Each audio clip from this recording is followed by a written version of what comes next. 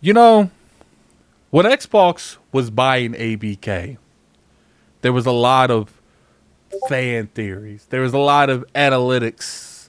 There's a lot of people in the industry that was saying this is the reason they think that they're buying ABK, or that's the reason that they're buying ABK. And I don't know why they're buying ABK. And I don't think Xbox or Microsoft knows why they bought ABK. What's going on, you guys? Gaming out here, coming at you with another video. Today we're going to be talking about the ABK purchase. And we're going to be talking about some of the aspects that is kind of weird going into 2025. You know, we're almost halfway through the year, and there was a lot. And maybe you guys could put in the comment section below the ones that you guys remember that I don't.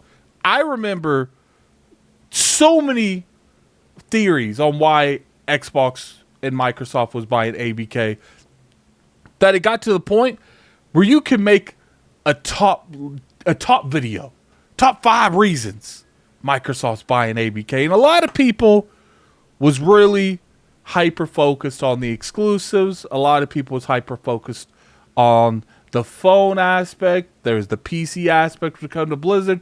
There was a lot of scenarios that came into the reasoning behind them doing it. What do I personally believe? I think they bought them for a variety of things, even with what we're going to talk about today. But I will say one of the biggest aspects of Microsoft buying ABK was the phone accessibility. You know, they really want to get into the phone industry because there is so much money to be made in the phone industry, from King to Candy Crush to the Call of Duty Warzone Mobile.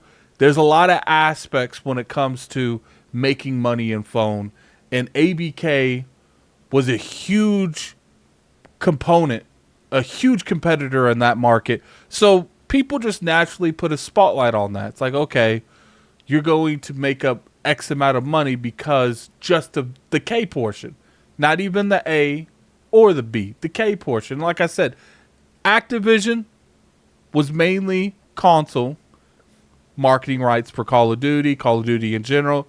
The Blizzard portion was for the PC market, and the K version was for the phone market. Now, we're going to pop over here to The Verge. Shout out to The Verge. Call of Duty Warzone is winding down on mobile. So let's go ahead and read this. Activision is starting to wind down Call of Duty Warzone Mobile just over a year after its global launch. The game has not met our expectations with mobile first players like it was with PC and console audiences, according to a post on X. The company will be pulling the game from app stores and Google Play after Sunday, May the 18th. You don't even have a whole lot of time to download this sucker if you ain't done it yet. Players who have installed the game before Monday the 19th will still have access to the game with continued cross-progression on shared inventories using existing content and servers with matchmaking for online play, Activision say. So we deeply appreciate your dedication and your passion for the Call of Duty Warzone Mobile going forward. We will be streamlining the scope of the game. The decision was made after careful consideration of a variety of factors and what we're proud of accomplishment in the Call of Duty sector. I don't know what it says. I mean, I guess we can click on it and just read it, guys. I guess we could just read it. As a result, we are no longer delivering new seasonal content and gameplay updates to the mobile version. Effective immediately, players will no longer be able to purchase Call of Duty points or black sell using real currency in the Call of Duty Warzone Mobile. Sunday, May 18, 2025 will be the last day the game can be downloaded from the PlayStation Store and the Apple Store, and feature both cross mobile and the feature across both mobile platforms will be retired. Players who have the game installed before May the 19th will be able to access the game with continued cross progression of shared inventories using existing content and servers will matchmaking for online play. Any unspent COD points will be redeemed in-game towards available content in the store. We know this may be disappointing, and we truly appreciate the support, passion, feedback, and dedication from our community. We have special incentives for Call of Duty Warzone mobile players and Call of Duty Warzone, and to encourage our players to try it for free.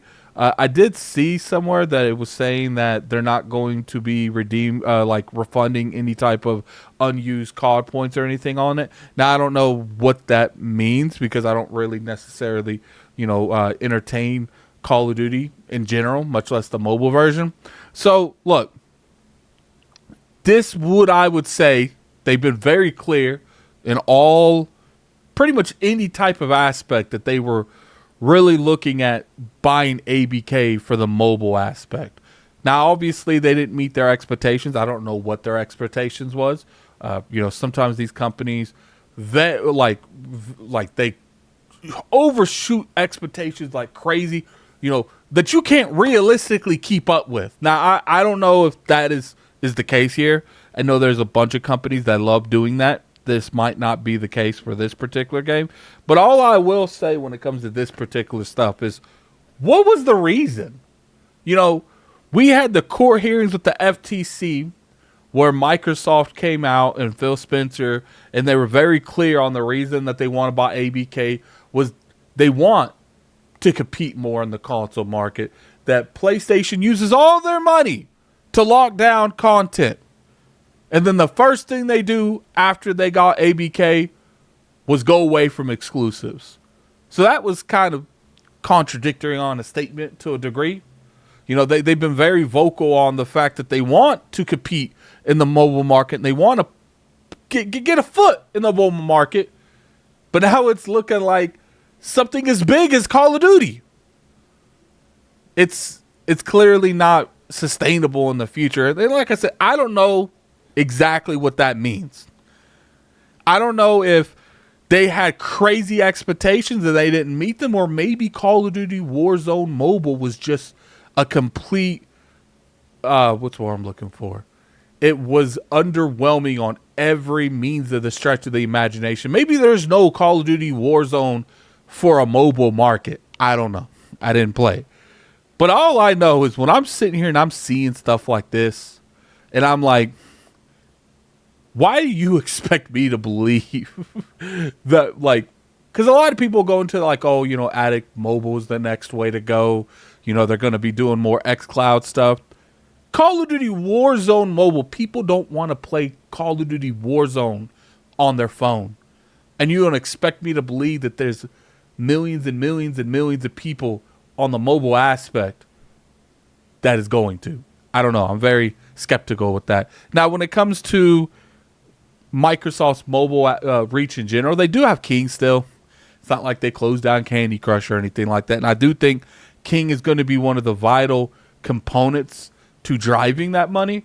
But I'm very curious on what the expectation was on this.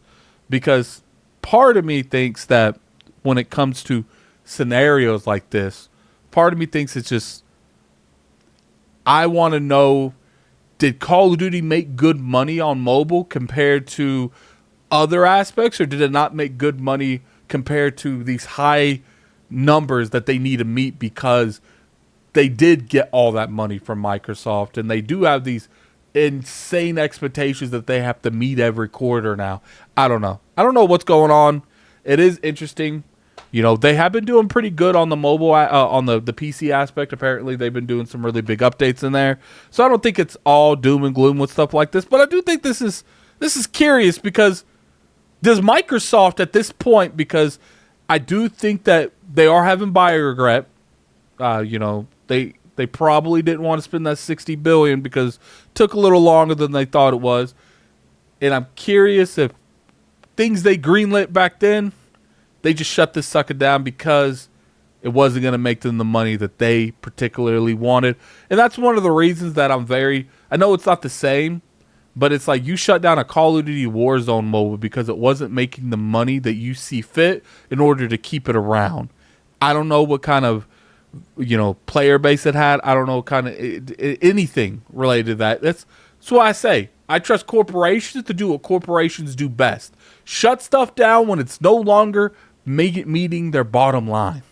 And they know they could shut this sucker down and invest that money in something else that they would have had to reinvest into it to do better, then keep up with it and make it a good thing. So you can never say anything bad about Ubisoft. Ubisoft will come out with a straight dud, something that didn't catch anyone's attention, and they will work with it, work with the community until it's like a Rainbow Six Siege or For Honor.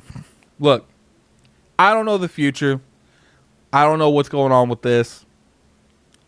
It's like I said, the only thing I'm curious is you did go into this a little bit because you wanted some of that mobile aspect. And even though this isn't King and King is the prime thing that they wanted when it comes to mobile, you still greenlit this. Curious to see what the expectations and how much they wanted on return. And I'm very interested to see how they shut this down after a year.